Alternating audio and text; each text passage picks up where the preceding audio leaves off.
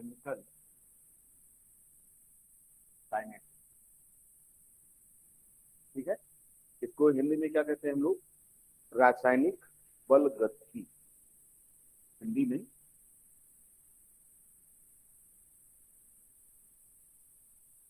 रासायनिक बल गति। देखो इसमें अगर हम देखें कि इसको क्या क्या हमें इसमें पढ़ना है मोटे मोटे तौर पर, तो इसमें हम लोग पढ़ेंगे क्या? टाइप्स ऑफ रिएक्शन, अभिक्रिया के प्रकार, on the basis of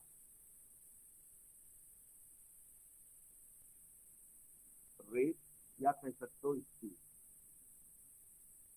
speed के आधार पर हमारे रिएक्शन कितने प्रकार के होते हैं, हम लोग इसकी बात करेंगे। ठीक, इसके बाद दूसरा हम लोग पढ़ते हैं रेट ऑफ रिएक्शन। ठीक है, रेट ऑफ रिएक्शन, इसमें हम लोग दो प्रकार के रेट की बात करेंगे। एक होगा हमारा एवरेज रेट, और दूसरा हम लोग पढ़ते हैं इंस्टेंटेनियस। ठीक है, इसके बाद जो मोटे मोटे तौर पर इसमें हमें जो मेन फोकस करना है, उसके बाद हम लोग देखते हैं factor affecting rate of rate, जिसमें हम लोग एक सब टॉपिक भी पढ़ेंगे, क्या? ऑर्डर ऑफ रिएक्शन, जो कि आपका बेसिकली क्या है? Concentration dependency of rate. Concentration पर किस प्रकार से डिपेंड करता है फैक्टर में, हम इसको डिस्कस करेंगे। ये हमारा मेन फोकस इसी पर है। दूसरा हमारा है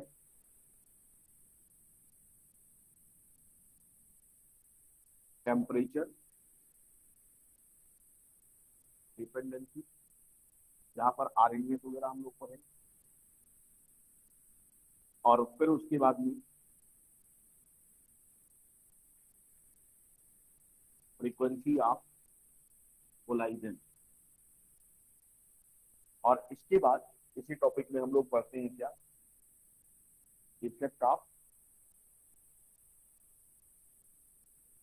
कैटालिस्ट। यानी कुल मिलाकर के आपके ये जो टॉपिक्स हैं इसके अंतर्गत पूरा कंप्लीट हो जाएगा। ठीक है, तो एक बेसिक आइडिया हमें होना चाहिए कि क्या क्या हम इसमें पढ़ना चाहते हैं। और ये टॉपिक थोड़ा सा मैथमेटिकल है, मैथमेटिक्स इसमें यूज होगी, लेकिन कठिन नहीं। ठीक है, टॉपिक बहुत ही इजी है, कुछ खास।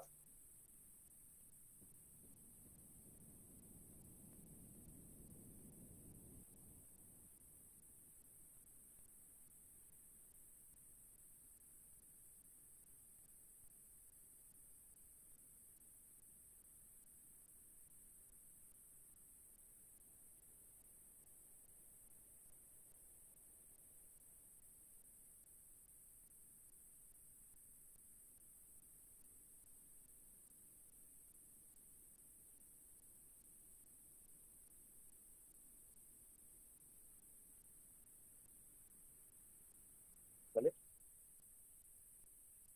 देखो सबसे पहले हम लोग यहाँ ये देखेंगे कि इस टॉपिक की आवश्यकता क्यों पड़ी, हमें इसे पढ़ने की क्या जरूरत है। एक टॉपिक नीट ने बढ़ा दिया है, इसकी क्या आवश्यकता थी? तो देखो, अगर हम ये बात करते हैं कि कोई सा भी प्रोसेस है, कोई सा भी रिएक्शन है, तो यहाँ पर अपने पास 11th में एक ब्रांच था थर्मोडायनेमिक्स, हम लोगों ने थर्मोडायनेमिक्स पढ़ा था। तो यहाँ पर आप समझो कि अगर ये कह दिया जाए कि नीड ऑफ ये आपका इसकी नीड क्यों, तो इसकी नीड क्यों है उसका आंसर देखो यहाँ पे आपको मिलने वाला है। आप कह सकते हैं कि जो आपका थर्मोडायनामिक्स हुआ करता था,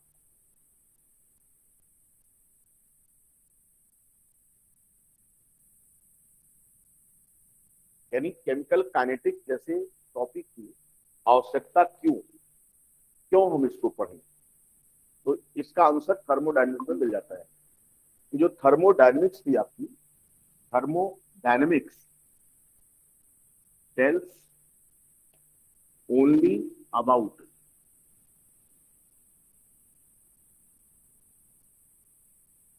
feasibility of process, feasibility of process at given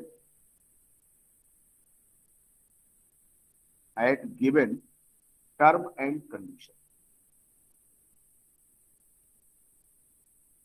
यानी कहने का मतलब ये हुआ कि कोई सा भी प्रोसेस हमारा उस गिवन टर्म कंडीशन पर फिजिबल है या फिजिबल नहीं। फिजिबिलिटी का मतलब कि उसका जो चांस है होने का वो है या नहीं है।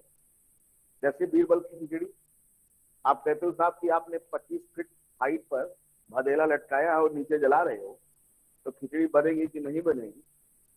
हाँ, ये तो कंडीशन ही बताएगा ना उसका। तो थर्मोडायनेमिक्स ये एक्सप्लेन करता है। जैसे फर्स्ट ईयर में मैंने आपको एक बार पढ़ाया था कि अगर मान लिया जाए कि आप थर्मोडायनेमिक्स को एक बाबा मान लो और इसके पास आप जाओ और कहो कि बाबा जी मेरे हाथ की लकीरों को देख के बताइए कि क्या इस साल मेरा सिलेक्शन नीट में हो जाएगा, तो बाबा आपसे क्या बोलेंगे कि नीट में सिलेक्शन के लिए जो टर्म कंडीशन है क्या उसको आप फॉलो करते हो, तो आपसे वो टर्म कंडीशन पूछेगा। यानी क्या आप फिजिक्स केमिस्ट्री और बायोलॉजी की पढ़ाई करते हो एनसीईआरटी से, तो आपने कहा कि नहीं मैं तो इतिहास की किताब पढ़ता हूं, तो बाबा तुरंत बोल देगा क्या कि कंडीशन इज नॉट फिट। ठीक है, यानी नीट में सिलेक्ट होने की जो कंडीशन आप बता रहे हो कि बाबर की कहानी पढ़ रहे हो, तो आपका सिलेक्शन नहीं होगा। क्यों? क्योंकि थर्मोडायनेमिक्स यही बताती है कि किसी पर्टिकुलर कंडीशन पर आप जो प्रोसेस मतलब जिसका आप इमेजिनेशन कर रहे हो वो होगा या नहीं होगा। अगर आपने कहा नहीं मैं चारों किताबें पढ़ता हूँ एनसीईआरटी की, फिजिक्स केमिस्ट्री और बायोलॉजी, तो अगला क्वेश्चन वो क्या पूछेगा कि क्या जब ठंडक खूब पड़ती है तो आप हेलो डॉक्टर कोचिंग में एक ही सर की क्लास सुबह सुबह 7 बजे लेने के लिए पहुंच जाते हो या ऑनलाइन रहते हो? तो आपने कहा नहीं हम जो है पहुंचते भी हैं और यदा कदा कभी कभी ठंडक बढ़ जाती है तो ऑनलाइन हो जाती है, क्योंकि हेलो डॉक्टर की ऑनलाइन क्लास भी क्या होती है, बड़ी झमाझम चलती है, तो कोई दिक्कत नहीं होती है। तो वो क्या बोलेगा, तो इसका मतलब चांस बनता नजर आ रहा है आप एक सीट पा जाओगे, यानी आपका सिलेक्शन हो सकता है, हो सकता है। तो फिर आपने कहा क्या इसी साल हो जाएगा, तो थर्मोडायनेमिक्स बाबा ने कहा कि मैं ये नहीं बता सकता कि इस साल होगा कि पंचवर्षीय योजना पूरी होगी, क्योंकि तो 5 साल में सरकार चेंज होती है। आजकल लोगों का सिलेक्शन भी 5 साल होता है, 5 साल बाद। हाँ, पंचवर्षीय योजना पूरी होगी या नहीं होगी ये मैं नहीं बता सकता। तो उसने एक दूसरे बाबा को सजेस्ट कर दिया कि जो टाइम फैक्टर होता है किसी भी प्रोसेस का, कि जो प्रोसेस आप देख रहे हो वो कितने समय में कंप्लीट हो जाएगा, इसका मतलब उसका रेट क्या है, किस दर से वो प्रोसेस चल रहा है, इसे बताने का काम थर्मोडायनेमिक्स नहीं कर पाता, और जो कि थर्मोडायनेमिक्स का एक ड्रॉबैक भी है। अगर आपसे पूछा जाए कि what is the drawback of thermodynamics, तो आप सीधे सीधे बोलेंगे कि thermodynamics tells nothing about time factor for a particular process. यानी उस प्रोसेस के लिए टाइम फैक्टर क्या होगा, कितने समय में हो जाएगा वो, इसके बारे में थर्मोडायनेमिक्स आपको नहीं बताता। तो जब रेट की बात आ जाएगी तो हमारे इस ब्रांच की हमको जरूरत पड़ती है कि कौन सा रिएक्शन है, किस प्रकार का रिएक्शन है, कैसा प्रोसेस है, उसके होने की दर क्या है, ये सारी चीजें हम यहाँ पर डील करें। तो यहाँ पर देखिए एक पॉइंट हम लोग यहाँ पर लिख देंगे क्या, कि जो थर्मोडायनेमिक्स होती है हमारी, thermodynamics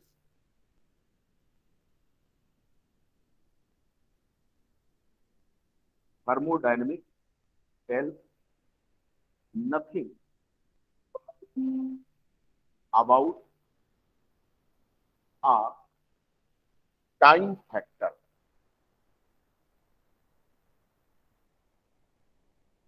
That means how much time is required to complete the process.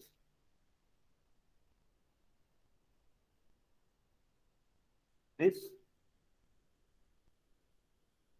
remains unexplained in thermodynamics. यानी थर्मोडायनेमिक्स ये नहीं बता सकती कि कोई भी जो प्रोसेस है उसके कंप्लीट होने में कितना समय लगेगा, इसकी जानकारी हमें इस ब्रांच में नहीं। ठीक है, तो जो टाइम फैक्टर है तुम्हारा, टाइम फैक्टर कहां पर एक्सप्लेन होगा? देखो, time factor is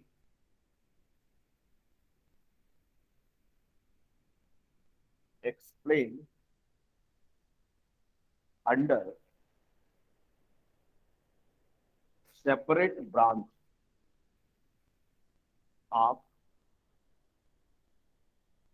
physical chemistry, that is क्या? Chemical kinetics. केमिकल काइनेटिक्स, यहां पर हम उसको टाइम फैक्टर को डील करेंगे। तो इसका मतलब हमको बेसिक चीज समझ में आ गई, केमिकल काइनेटिक्स में हम क्या पढ़ने वाले हैं। यानी आप कह सकते हो क्या chemical kinetics is the branch of chemistry which deals with the study of rate of reaction or process, and also with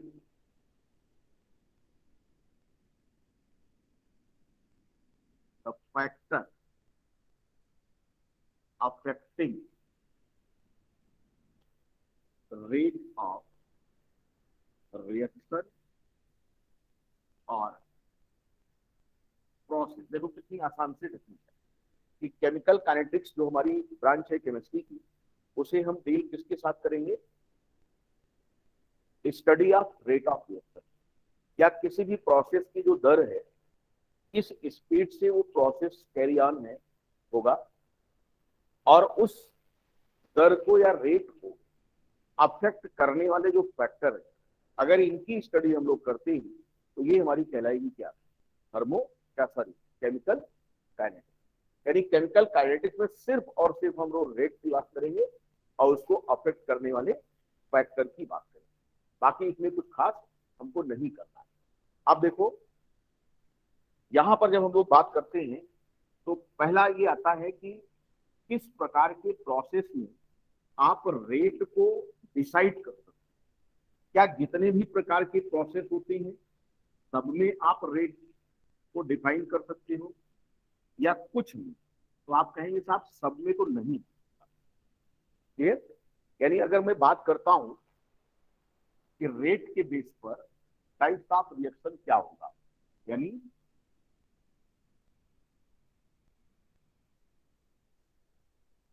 types of reaction on the basis of speed. अगर इसके बेस पर हम लोग रिएक्शन को या process को categorise करना चाहें तो सबसे पहला जो हमारा होता है वो होता है very fast. Very fast, very fast का मतलब आप यहां कह सकते हो कि rate can not be predicted. यहां पर आप रेट को प्रेडिक्ट ही नहीं कर सकते। क्यों? क्योंकि ये बहुत ही फास्ट है। जैसे मान लिया जाए कि कोई सा व्यक्ति है, अगर वो मरने का नाटक कर रहा हो, मरने का, ठीक, और घर वालों को रोज डरवावे कि हमारी बात मान लियो, एप्पल वाला मोबाइल दिलाओ, नहीं तो हम कुछ कह ले, वो रोज कहता हो, धमकी देता हो, और उसके लिए उसने जो मटेरियल सिलेक्ट किया डरवाने के लिए, 3 प्रकार के मटेरियल उसने सिलेक्ट किया है।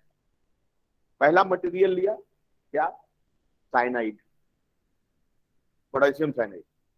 दूसरा मटेरियल लिया है सल्फास, और तीसरा मटेरियल लिया है क्या? चूहा मार दवाई।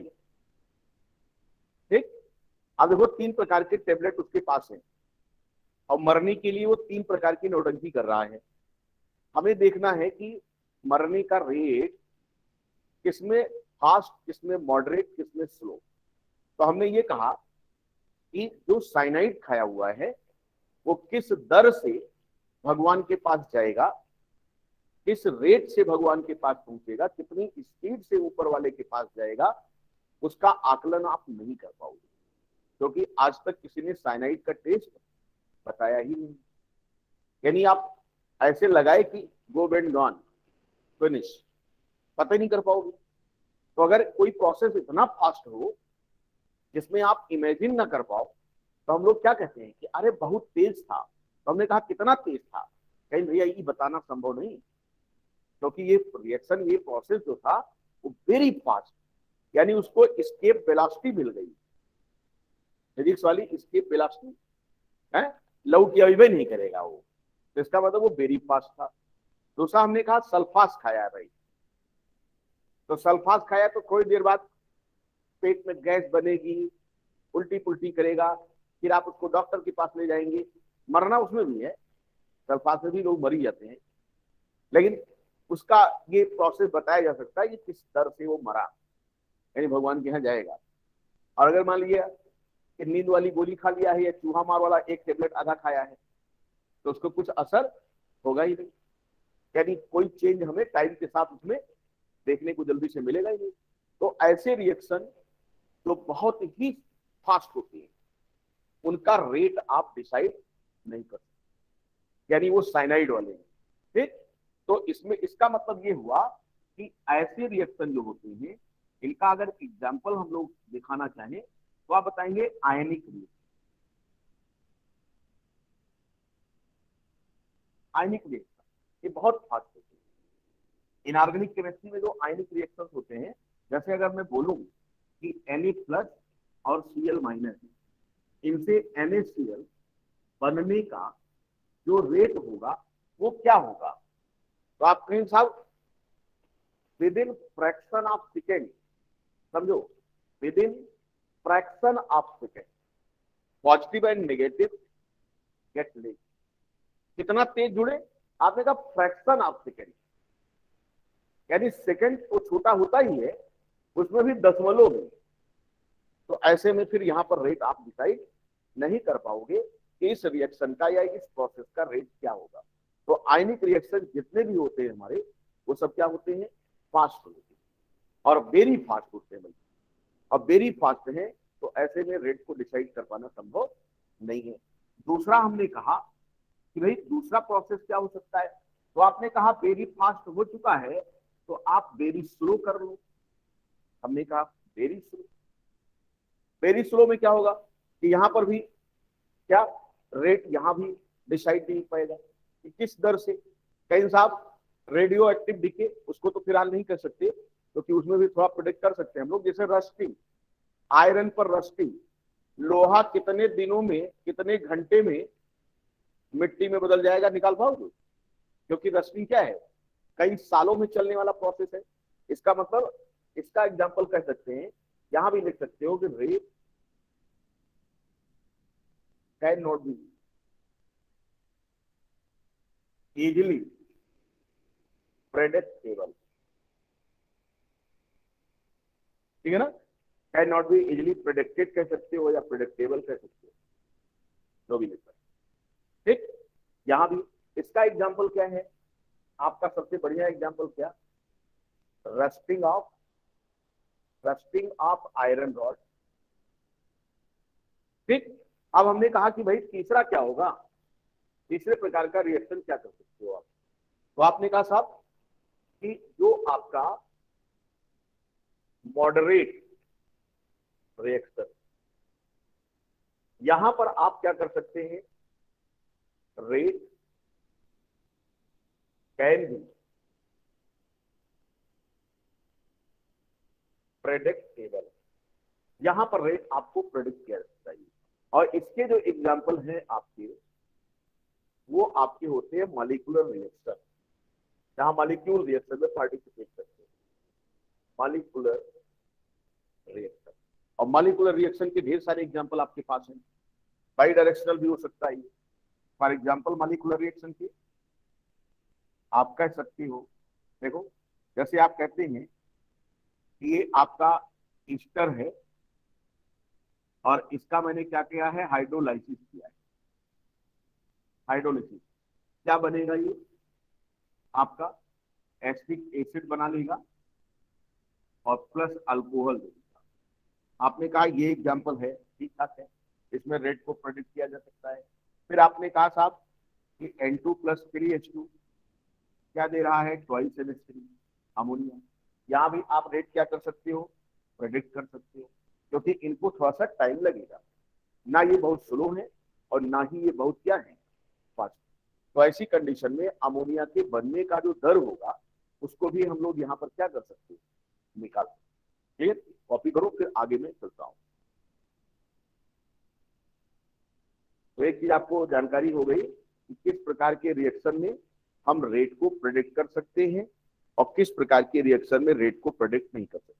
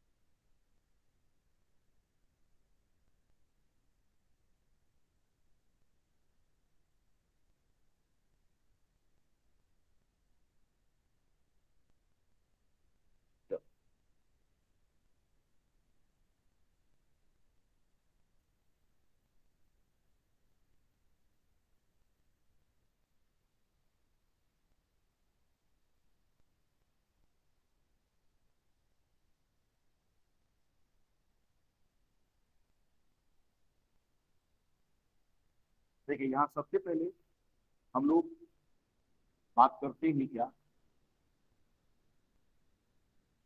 कि रेट ऑफ रिएक्शन क्या है। रेट ऑफ रिएक्शन, कोई भी प्रोसेस हो रहा है, जैसे मान लिया जाए लेट अ प्रोसेस इज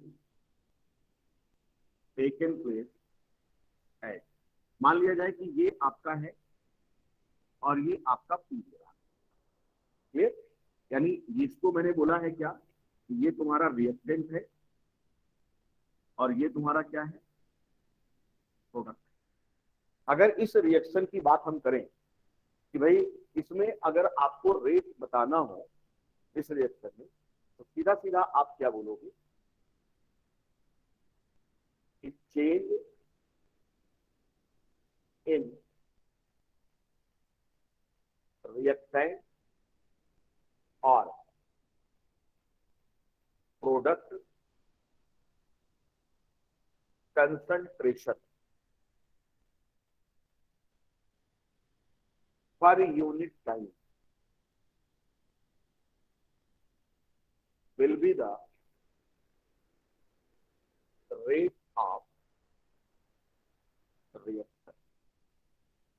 यानी ये कह रहा है कि रेट ऑफ रिएक्शन कुछ नहीं होता, बहुत ही सिंपल सी बात होती है क्या, कि किसी भी रिएक्शन में या किसी भी अभिक्रिया में समय के साथ रिएक्टेंट या प्रोडक्ट के कंसंट्रेशन में क्या चेंज हो रहा है पर यूनिट टाइम, वही आपका क्या होता है, रेट ऑफ रिएक्शन होता है।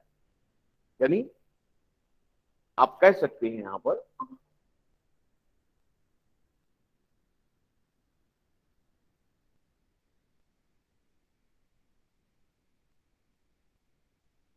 देखो, जैसे ये रिएक्शन अभी आपने लिया है, और अगर इसमें मैं बात करूं कि भाई इसका at time T equals to 0 पर आपने इसका मान लो इनिशियल कंसंट्रेशन रहा हो, स्मॉल ए से मैंने दिखाया, आप इसको ए नॉट कर दो। यानी जिस समय ये रिएक्शन स्टार्ट नहीं हुआ था, इसका जो शुरुआती कंसंट्रेशन था वो कितना था, ए नॉट या ए नॉट मोलर, ए नॉट मोल पर लीटर, ये रहा हो इतना, उस समय ये आपका क्या होगा, 0 होगा। क्लियर। इसके बाद हमने कहा कि एट टाइम टी, जहां पर आपका डीओडी जो है वो मान लीजिए कि एक्स, डिग्री ऑफ डिसोसिएशन क्या हो, एक्स हो। इसका मतलब सीधा सीधा हुआ कि अगर हमारा रिएक्शन, इसको मैं लेके चलता हूं, तो यहां मैंने कहा कि इसके स्टैंडर्ड मोल कितने कितने, 1 और 1 है।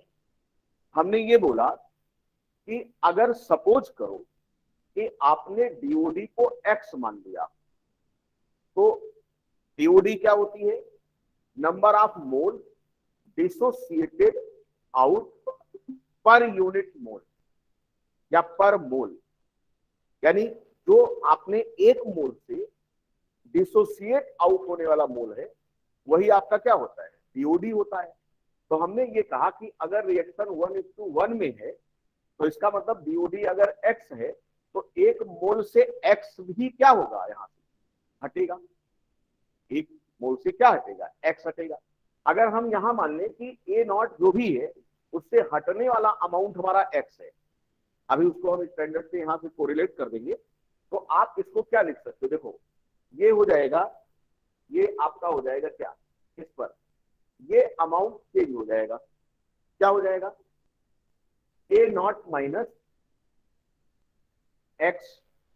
अगर आप इसको स्टैंडर्ड पे ले जाना चाहते हो, तो आप क्या कर सकते हो, आप सीधा सीधा कह सकते हो कि ए नॉट को बाहर ले लो, 1 माइनस एक्स कर दो, क्योंकि यहां जो लिए हो उससे क्या होगा, इसमें स्टैंडर्ड वाले मल्टीप्लीकेशन हम लोग करेंगे, क्योंकि हमको यहां से चल रहे हैं, हमने यहां से स्टार्ट नहीं किया है।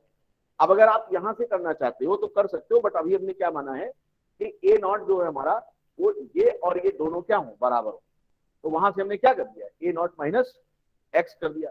तो अब ये बताओ क्या बनेगा, जो ये एक्स निकला है यहां से, वही तो इसमें कन्वर्ट हो रहा है, तो हमने कहा ये क्या हो जाएगा, एक्स हो जाएगा। इसका मतलब ये आपका A naught minus x at time t हमारे इसका होगा बचा हुआ, और ये आपका जो एक्स होगा ये इसका होगा। हमने ये कहा कि per unit time change in reactant concentration या चेंज इन प्रोडक्ट कंसंट्रेशन, यही हमें ध्यान देना है। तो अगर मैं इसको ध्यान देता हूं, तो मैं ये निकालता हूं कि रेट ऑफ रिएक्शन, हमने कहा कि इसमें कितने का चेंज हो रहा है, आपको ये देखना है। तो आपने कहा साहब कुछ मत करो, फाइनल कंसंट्रेशन और माइनस क्या कर दो आप, इनिशियल कंसंट्रेशन, अब बाया क्या, टाइम, कितने समय में ऐसा हुआ। तो आपने कहा फाइनल कंसंट्रेशन मैं इसके रिस्पेक्ट में निकाल रहा हूं, इसका जो फाइनल कंसंट्रेशन था वो ए नॉट माइनस एक्स हमने ऐसे लिया था, और इनिशियल कंसंट्रेशन क्या था इसका, ए नॉट था, और इसको हमने क्या कर दिया, टी से डिवीजन कर दिया। क्योंकि आप देख रहे हो कि टाइम के साथ इसका कंसंट्रेशन घट रहा है। देखो, जब टाइम t इक्वल टू 0 था तो ये ज्यादा था, अभी टाइम के साथ ये क्या हो गया, ये तो कम हो गया ना। तो यहाँ एक साइन हम लोग लगा देते, वो क्या, अगर हम किसके रिस्पेक्ट में देखते हैं, ए के रिएक्टेंट के रिस्पेक्ट में, तो यहां पर मैंने साइन माइनस कर दिया। क्यों? क्योंकि रिएक्टेंट का कंसंट्रेशन समय के साथ घट रहा है। अब आपने कुछ नहीं किया साहब, ये आपका क्या हो गया, कैंसिल हो गया। और अब जब देखोगे कि रेट ऑफ रिएक्शन जो होगा वो हमारा क्या हो गया, minus minus minus x by T. Minus minus क्या बन गया, यानी एक्स बाई टी, यही तो आया। यानी एक्स चेंज हुआ कितने समय में, टी। अब हमने ये कहा कि जैसे मान लो आपने रेट ऑफ रिएक्शन ए के रिस्पेक्ट में डिफाइन किया, अगर यहीं पर मैं कह दूं कि rate of reaction with respect to P, यहां हम देखें, अभी अलग अलग प्रकार के देखेंगे, अभी बस सिंपल सी समझो। तो यहां पर आप क्या बोलोगे, अगेन फाइनल माइनस। तो आपने कहा अब यहां साइन कैसी होगी, पॉजिटिव। क्यों पॉजिटिव होगी, क्योंकि हमारा इसका कंसंट्रेशन 0 से क्या हो रहा है, बढ़ रहा है। तो हमने कहा कि भैया कितना, तो आपने कहा x माइनस 0 बाय टी। तो अगेन आपको क्या मिला, x बाई टी। इसका मतलब ये हुआ कि जो डिफिनीशन हमने आपको दिखाई, क्या, चेंज इन रिएक्टेंट और product concentration per unit time will be the rate of reaction. ये हमेशा आप ध्यान करके चलेंगे, क्योंकि हमारा 1:1 के रेशियो में है। अभी स्टाइकियोमेट्री वगैरह जो चेंज करेंगे तो वहां पर हम बात अलग तरीके से करेंगे। अभी हमने ये माना है कि ए नॉट और ये दोनों हमारे क्या है, सेम। इसीलिए हमने ए नॉट में से डायरेक्ट क्या निकाल दिया आपको समझाने के, एक्स निकाल दिया। Otherwise A naught minus A not x होता, अगर स्टाइकियोमेट्री 1 नहीं होती, ये 1 नहीं होता। अभी हमने इसको 1 मोलर माना है, यानी ये तुम्हारा क्या है, 1। क्लियर, जिससे कंफ्यूजन आपको ना आए। अब देखो ये चीज हमको समझ में आ गया। आपने कहा साहब, आपने बोला था कि रेट ऑफ रिएक्शन भी 2 प्रकार का होता है। जैसे आपने ये तो डिफिनेशन हमें सिखा दिया, हमने इसको समझ भी लिया। अब आपने कहा था कि रेट ऑफ रिएक्शन के टाइप हमारे 2 हैं, उसको समझो आप। अगर मैं यहां पर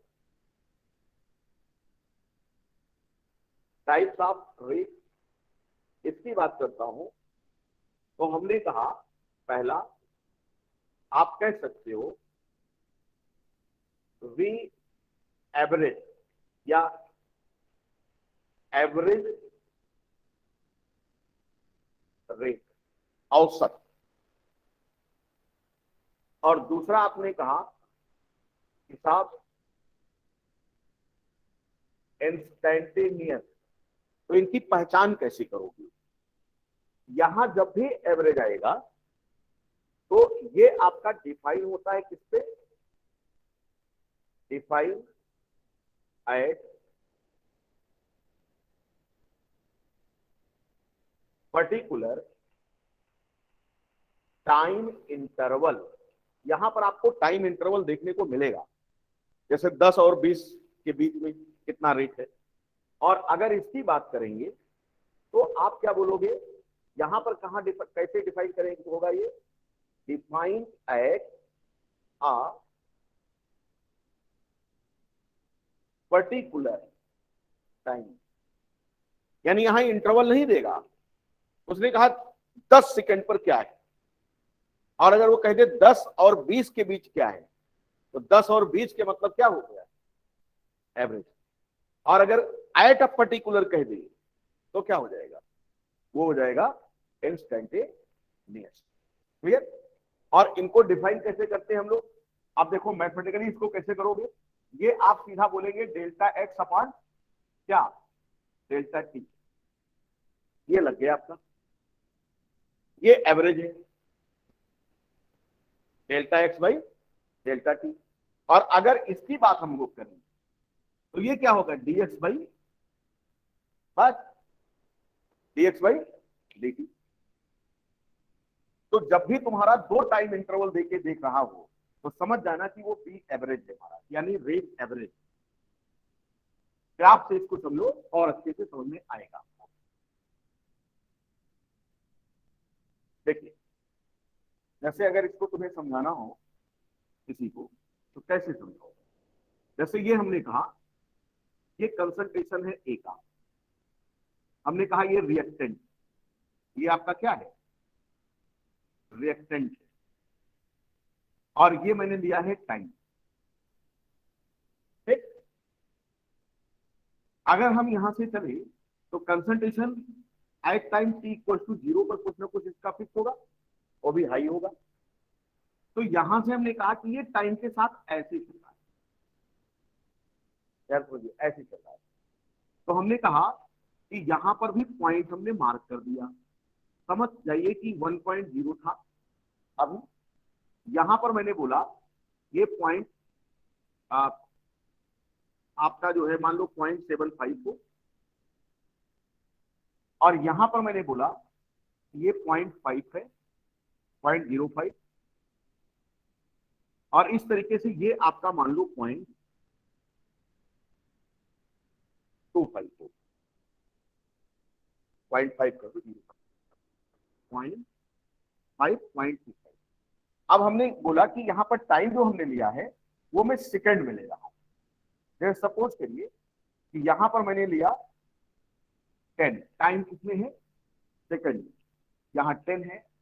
उसके बाद मैंने यहाँ बोला ये आपका 20 है, ये आपका 30 है, इस तरीके। अगर इस एग्जाम्पल में मैं बात करूं क्या, जैसे मान लो ये क्वेश्चन में बना दूं समझने के लिए, और मैं पहला क्वेश्चन कर दूं कि find rate of find rate of A का जो रेट है बिटवीन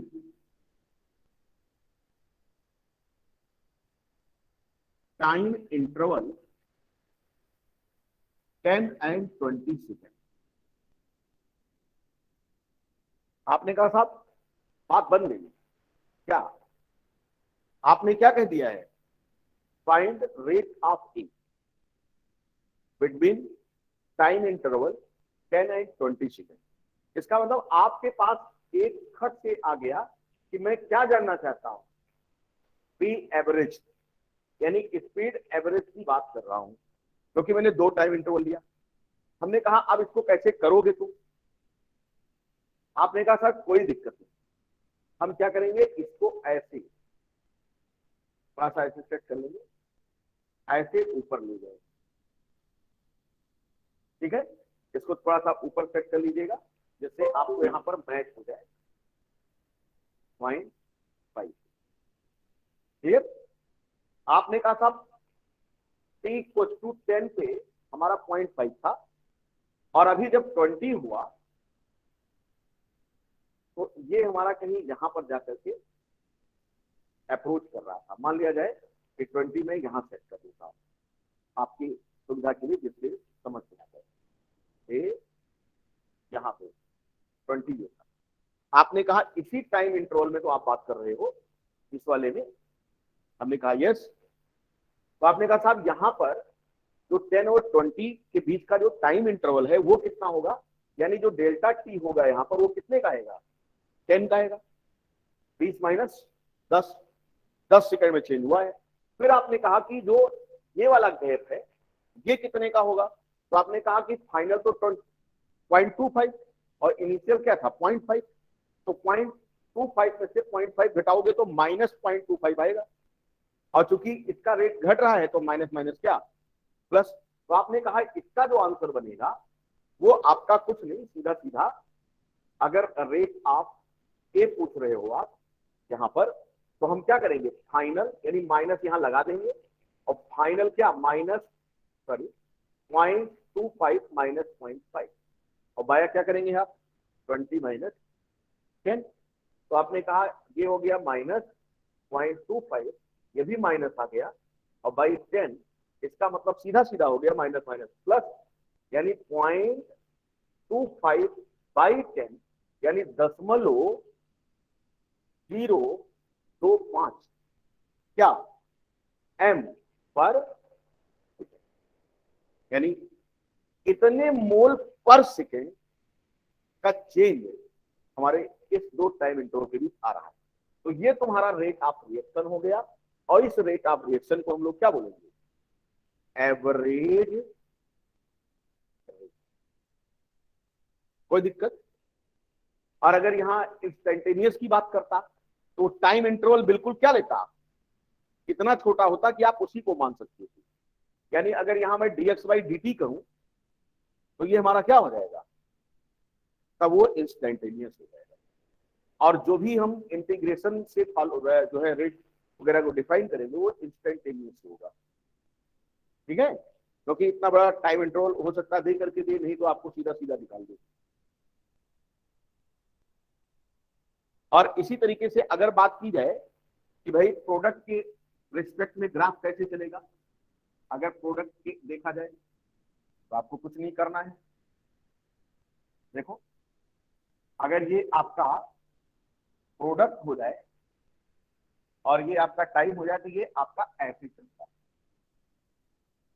ठीक है, तो यहां पर हम लोग जैसे मान लिया जाए कि इस पर और इस पर मुझे देखना हो तो ऐसे यहां पर आप क्या कर,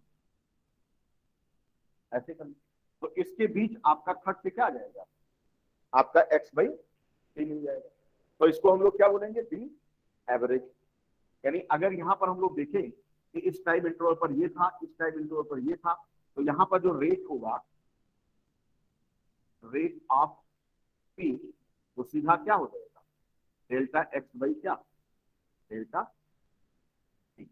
मान लो ये आपका T2 है, ये आपका T1, तो ये चीज आपका क्या होगा, ये इनिशियल कंसंट्रेशन, और ये क्या हो रहा है फाइनल। ये इस तरीके से प्रोडक्ट के रिस्पेक्ट में ग्राफ आपका ऐसे चलेगा। कितनी बात समझ में आई? और अगर टाइम इंटरवल बहुत छोटा हो तो क्या निकालेंगे, जिससे हमने कहा इस इतने पर यहां पे आप डिफाइन करें, तो यहां क्या डिफाइन होगा, dx बाई dt डिफाइन होगा। और अगर बड़ा टाइम इंटरवल दे दिया तो एवरेज होगा। अगर टाइम इंटरवल उसने कह दिया तो एवरेज है, अगर टाइम इंटरवल नहीं कहा एट अ पर्टिकुलर या इंस्टेंट ऑफ टाइम तो आप क्या बोलेंगे उसको, इंस्टेंटेनियस रेट, या जो है आप बोलेंगे उसको। और इंस्टेंटेनियस रेट से ही हम लोग ढेर सारे डेरिवेशन यहां पर, यानी कुछ खास नहीं है रेट ऑफ रिएक्शन।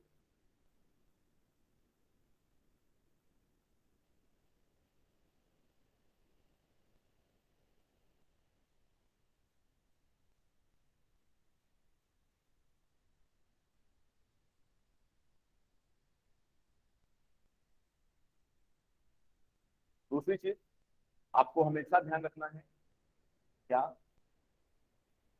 नोट करके, rate of any reaction always will be dx by dt। हमेशा किसी भी रिएक्शन में dx बाई dt को ही हम लोग क्या मानते हैं, रेट मानते हैं। And rate of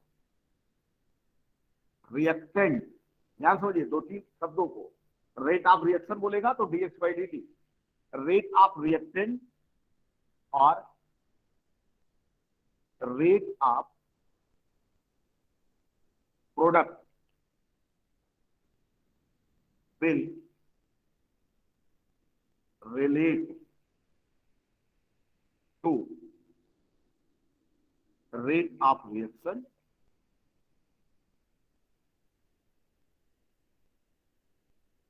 with proper relation। ये आपको यहां पर ध्यान, ठीक। आप जैसे देखो,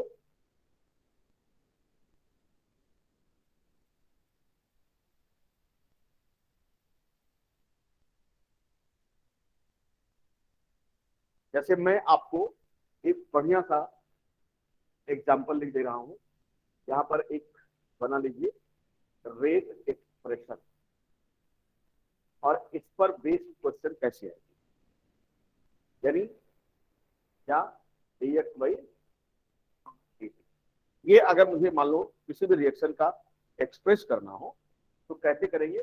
अगर मैं यहाँ पर अमोनिया के प्रोडक्शन का एग्जांपल लूं, सबसे बढ़िया सा एग्जांपल, जैसे मैंने कहा कि N2 plus 3H2 gives out twice NH3। Clear. हमने ये बोला कि इसका देखो स्टोइकियोमेट्रिक कोफिशिएंट क्या है, स्टैंडर्ड मोल, ये लिखना ना भूलिए, 1 3 और क्या 2 है। हमने कहा कि t इक्वल टू 0 पर मान लिया जाए कि इसका इनिशियल कंसंट्रेशन ए नॉट रहा हो, क्लियर, और इसका क्या रहा हो, बी नॉट रहा हो, इसका क्या रहा हो, 0 रहा हो, क्लियर।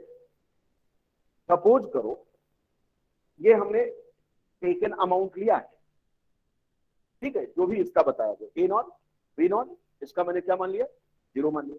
हमने कहा कि अगर इसमें आपका जो डीओडी हो वो एक्स हो, इसका मतलब सीधा सीधा हुआ कि 1 मोल से एक्स जाएगा।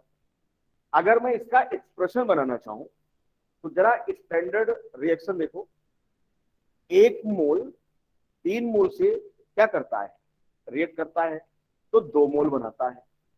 1 मोल से अगर एक्स डिसोसिएट होगा तो 3 मोल से कितना डिसोसिएट होगा, 3x। भाई डीओडी क्या कहता है, 1 मोल से टूटने वाले मोल का नंबर या 1 मोल से निकलने वाले मोल का नंबर, वही डीओडी होता है रिएक्शन का। तो हमने कहा ये चाहे जितना लिया गया हो, रिएक्शन हमारा इसी रेशियो में चलेगा। तो हमने कहा कि अगर ये एक्स है डीओडी, तो टी पर इसका कितना बचेगा, आपने कहा ए नॉट माइनस एक्स 1, क्लियर। आपने कहा यहां से क्या होगा, आपने कहा बी नॉट माइनस 3x हो जाएगा। फिर आपने कहा कि ये कितना आएगा, 2x, क्यों, 1 3 2, 1 से x तो 3 से 3x, तो 2 से 2x, ये जितना भी रहा हो कोई टेंशन नहीं, ठीक है। अगर इसको आप करना चाहोगे तो यहां से क्या कर सकते हो, यहां से आप इसको ए नॉट को बाहर लेकर के 1 माइनस एक्स कर सकते हो। यानी अगर ये ऐसे भी लिख दिया जाए तो कंफ्यूज नहीं होगा भाई, हो सकता है कुछ बताया हो, कोई जरूरी कि 1 ही लिया हो, तो जितना लिया होगा उसी रिस्पेक्ट में ये भी चल रहा होगा। तो यहां भी क्या हो सकता है, ये ऐसे हो सकता है, तो यहां क्या हो सकता है, ये तो वही चल रहा है, तो कोई टेंशन आपको। अब मैंने ये बोला कि जैसे ये चीज कहो या ये चीज कहो, बात एक ही है। कितनी बात समझ में आ रही है। अब अगर इतनी बात आपको समझ में आ रही है तो इसका मतलब अगर मैं यहां पर रेट की बात करूं, हमने कहा rate of reaction, rate of reaction क्या होगा।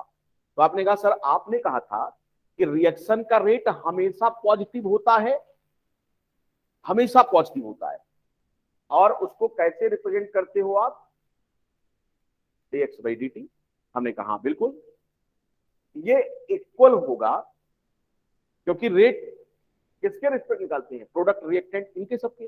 तो हमने कहा ये इक्वल होगा माइनस साइन क्या, T N two by D, ये इक्वल होगा इसके T H two by D T, ये भी माइनस, ये इक्वल होगा किसके,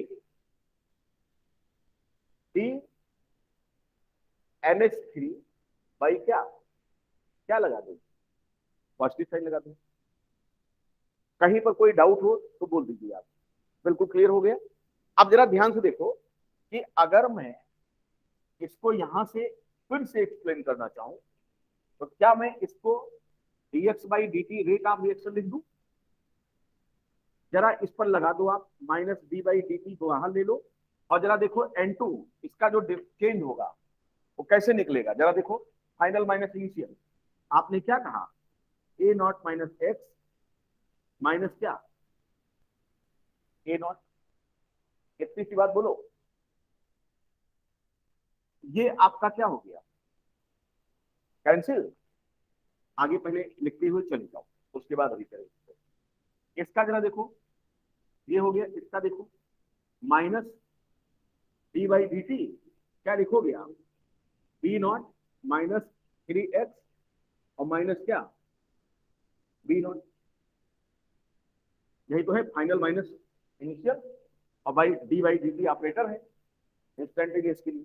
तो ये इक्वल किसके हो जाएगा बताओ, अब यहां प्लस हो जाएगा क्या, डी बाई डी टी किसका, किसका 2x माइनस, इतनी बात समझ में आई।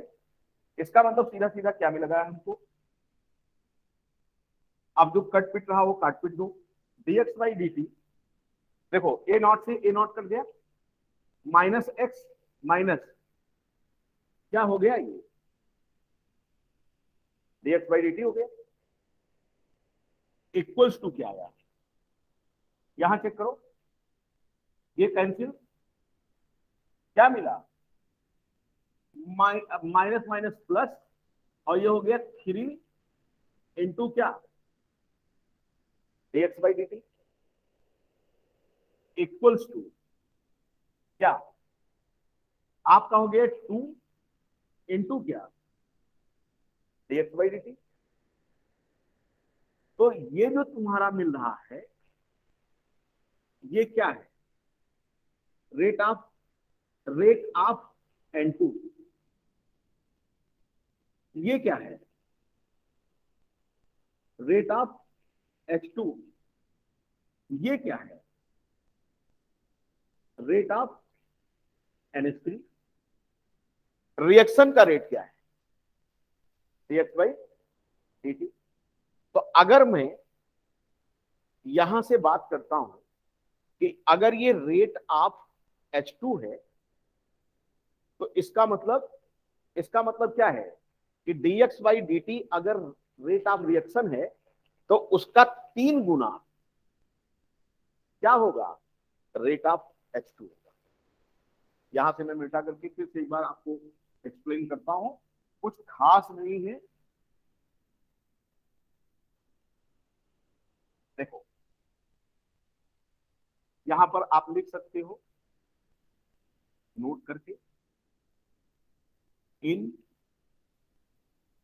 Above reaction. इस पर सवाल क्योंकि आते हैं इसलिए मैं आपको डिटेल एक्सप्लेन कर रहा हूं। रीड एंड राइट, क्या लिख सकते हो, पहला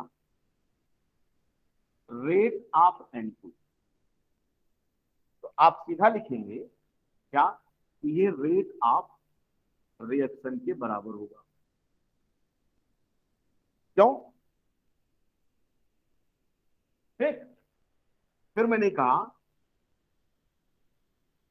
रेट ऑफ H2, तो आपने कहा 3 गुना किसका, रेट ऑफ रिएक्शन,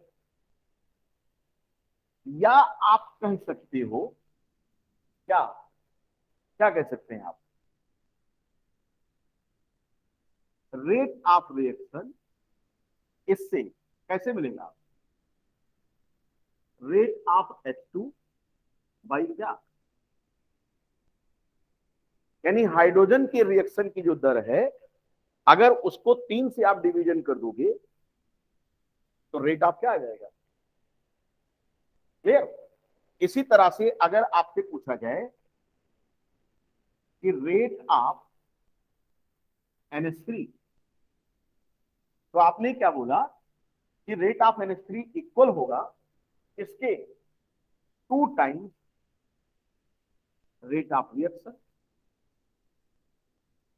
क्लियर? या आप कह सकते हो क्या, rate of reaction equals to, बोलो, रेट ऑफ N2। भाई क्या तो, एनी दिक्कत किसी को? उतारो फटाफट। अब देखो मैंने यहां से एग्जांपल ले करके आपको पूरा एक्सप्लेन कर दिया कि कैसे करेंगे।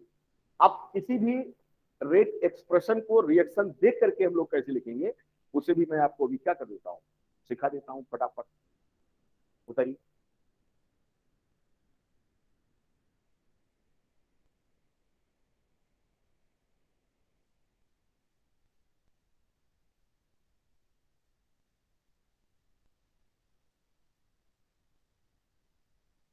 और रेट ऑफ रिएक्शन हमेशा dx/dt होगा।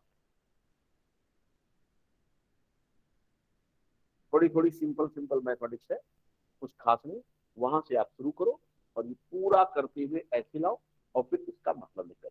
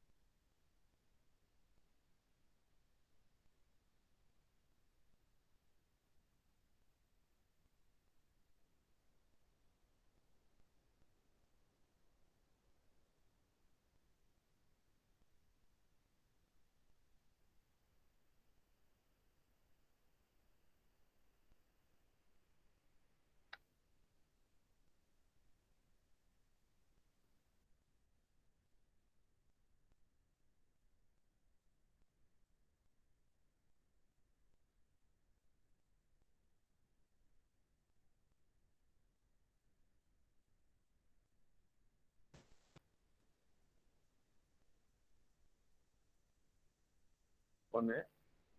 Any doubt? यानी आपके प्रॉब्लम में किसी का भी रेट दे सकता है वो, और वो आपस में इस तरह से रिलेट हो गए।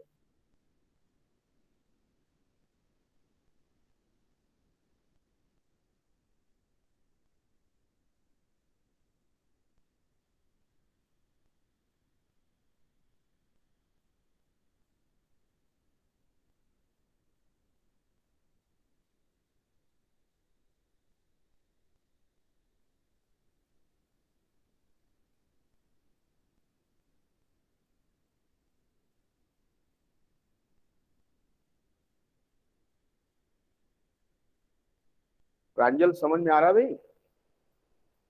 Yes sir. बिल्कुल, बहुत ही क्लियर है, कहीं कुछ है ही नहीं इसमें। सर हाँ। सर इलेक्ट्रोलिसिस की सर बाकी वीडियो सर सेंड कर दीजिएगा।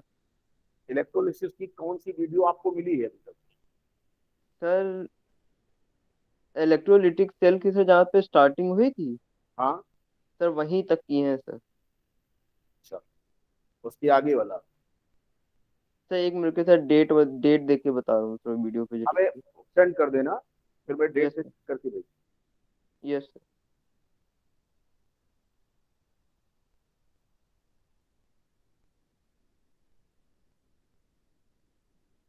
देखिए, मैं जब किसी भी टॉपिक को पढ़ाता हूँ तो मैं जब तक उसका पोस्टमार्टम नहीं कर देता हूँ तब तक मुझे मजा नहीं आता है। अब देखो यहाँ से क्या कुछ पोस्टमार्टम जैसी कोई बात आ रही है? देखो समझो, अगर मैं इतने को ले लूं, यहाँ से फिर समझो, इतने को ले लूं,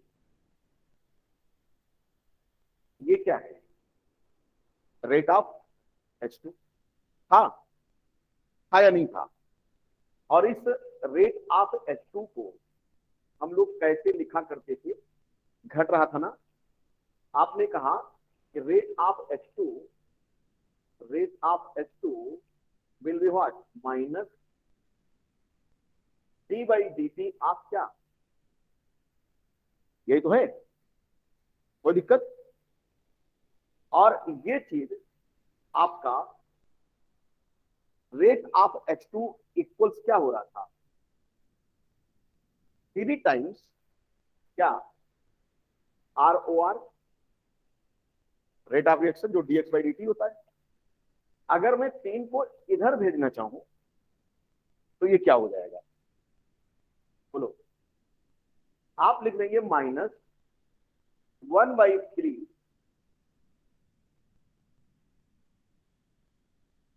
d/dt आप क्या equal to what, ROR mean क्या। इतनी बात समझ में आ रही है आपको? इसका मतलब ये हुआ, आप यहां से कह सकते हो that mean we can write, क्या क्या कह सकते हैं आप, रेट ऑफ रिएक्टेंट और प्रोडक्ट। भाई ये क्या था आपका, d/dt H2, rate of reactant H2 ही तो था, अपॉन उसका स्टोइकियोमेट्रिक कोफिशिएंट। अगर ये प्रोडक्ट होगा तो प्लस के साथ, और रिएक्टेंट होगा तो माइनस के साथ, इक्वल टू क्या। क्या हमको एक ये भी बढ़िया सा चीज समझ में आया, आया समझ में, नहीं समझ में आया? तो क्या मैं अब इस वाले एक्सप्रेशन को बढ़िया से लिख सकता हूं ढंग से, इसको मिटा दो इतना यहां वाला, यहां से मैंने कहा कि इसके बेस पर कोई एग्जाम्पल समझा दो। तो आपने कहा चलो A+2B give half C plus 2D। Reaction आपका बैलेंस फॉर्म, बैलेंस करने की जरूरत आपको, जो गिवन है वो है, बैलेंस दिया होगा वो। हमने कहा कि इसके लिए रेट एक्सप्रेशन लिखो, तो आपने कहा साहब रेट एक्सप्रेशन के लिए dx/dt हम लोग लेते हैं, और आपने बोला था कि रिएक्टेंट या प्रोडक्ट के रिस्पेक्ट में चलो। तो यहां पर आपने स्टोइकियोमेट्री कितनी कितनी की है, आपने बोला है कि dx/dt जो होगा वो माइनस क्या, da/dt करेंगे आप। लेकिन ध्यान दीजिए कि इसको इसके स्टोइकियोमेट्री से डिवीजन करना था, तो हमने कहा माइनस करके 1 क्या लगा दो, 1 लगा दो। कोई टेंशन है आपको, इक्वल्स कहीं भी रिलेट कर लो, इनका देख लो। आपने कहा सर कोई दिक्कत नहीं, बिल्कुल आसान सी बात है, -1/2 और क्या लिख दूंगा मैं, dv/dt। फिर आपने कहा कि साहब कोई दिक्कत नहीं, हम इसको भी लिख सकते हैं। यहां क्या होगा, 1/2 से डिवीजन होगा तो 2 ऊपर चला जाएगा, तो आपने क्या कहा साहब, अब यहां प्लस हो जाएगा, यानी 2 इंटू dc क्या, हमने कहा इसका बोलो, आपने कहा प्लस 1/2 dd क्या। अब आप कहीं नहीं फंसोगे, यही, यानी रेट ऑफ रिएक्शन को डिफाइन करने का इससे अच्छा आइडिया आपके पास नहीं आएगा। लेकिन अगर मैं डायरेक्ट इसको लिख देता कि साहब ये होता है, ये वाला फार्मूला स्टोइकियोमेट्री फलनवा फलनवा वाला, वो वाला, तो आप क्या हो जाते, कंफ्यूज हो जाते साहब ये बात क्या होगी। अब यहां पर इसकी जो वैल्यू होगी फटाफट रख करके आप क्या करेंगे, वो रिलेट कर। तो ये आपका रेट ऑफ रिएक्शन का एक बड़ा टॉपिक हमारा क्या हो गया, कंप्लीट हो गया। ठीक, इस पर न्यूमेरिकल जैसे भी आएंगे आप कर सकते हो, चाहे वो रिएक्शन का रेट देके दे, चाहे वो किसी रिएक्टेंट का रेट देके दे, या किसी प्रोडक्ट का रेट देके दे। आप रेट ऑफ रिएक्शन पे जा सकते हो, या रेट ऑफ रिएक्शन गिवन हो तो किसी भी रिएक्टेंट या प्रोडक्ट का रेट आप निकाल सकते। Any doubt? और कल हम लोग डिस्कस करेंगे कंसंट्रेशन डिपेंडेंसी का, यानी ऑर्डर ऑफ रिएक्शन की हम लोग बात करेंगे। बस 3-4 दिन में ये भी आपका क्या हो जाएगा, इसी सप्ताह केमिकल काइनेटिक्स खत्म कर। हाँ, कल हमारी नहीं, हम 2 घंटा खींचेंगे कबाड़ का, इसको निस्तनाबूद कर देंगे। कल केमिकल काइनेटिक्स क्या हो जाएगी, काफी कुछ खत्म। कल मेरी क्लास भाई 8 से रहेगी और 8 बजे से शुरू होगी, तो टॉपिक निस्तनाबूद हो जाएगा। सर 8 से 10? हाँ, 8 से 10, ओके सर। 10:30, 2.5 घंटा ले सकते हैं। अरे सर कोई दिक्कत नहीं। हाँ, कल इसको बिल्कुल उड़ा देंगे पूरा, ताबड़तोड़ बैटिंग होगी इसकी कल। चलो, मिलते हैं कल की क्लास में।